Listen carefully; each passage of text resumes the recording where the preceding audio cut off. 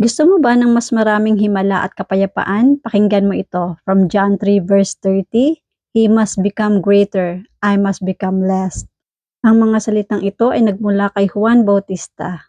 Nung nagsisimula ng makilala si Jesus at ang mga tao ay lumilipat na sa kanya, hindi nagselos si Juan. Sa halip, alam niya ang kanyang posisyon. Si Jesus ang bida at siya ay taghanda lamang ng kanyang daan. Sa araw na ito ay isang napakagandang paalala sa atin. Sa bundong laging sinasabi na i-promote mo ang sarili mo o dapat ikaw ang laging tama.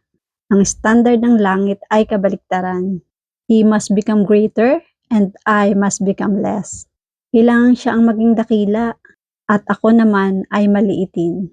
Bilang isang anak, magulang at kaibigan na maraming pinapatakbo at pinangangalagaan, madalas ay nasasanay tayong kontrolin ang lahat ng bagay gamit ang sarili nating lakas, plano o opinyon. Pero kapag pinilit nating tayo ang maging malaki, madalas ay napapagod at na-overwhelm tayo. Ang sekreto ay ang pagbibigay daan kay Jesus sa ating mga desisyon, sa ating pamilya, at sa ating ugali.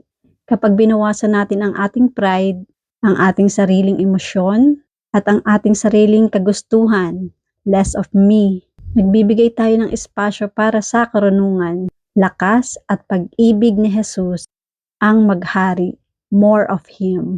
Ang buhay na may mas kaunting sarili ay may mas maraming puwang para sa mga himala ng Diyos. Kaya tara, pray tayo. Panginoon, salamat po sa paalala na ikaw ang dapat maging bida sa aking buhay. Patawad po kung minsan ay pinipilit kong kontrolin ang lahat gamit ang aking lakas at karunungan. Ngayong araw po ay itinataas kita. Maging mas dakila ka po sa aking puso, sa aking pamilya at sa aking mga salita. Bawasan mo po ang aking pride at punuin mo po ako ng iyong presensya. Amen.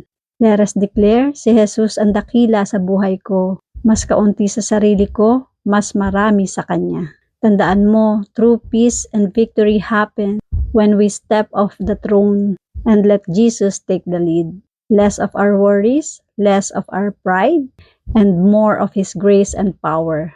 Let Him shine through you today.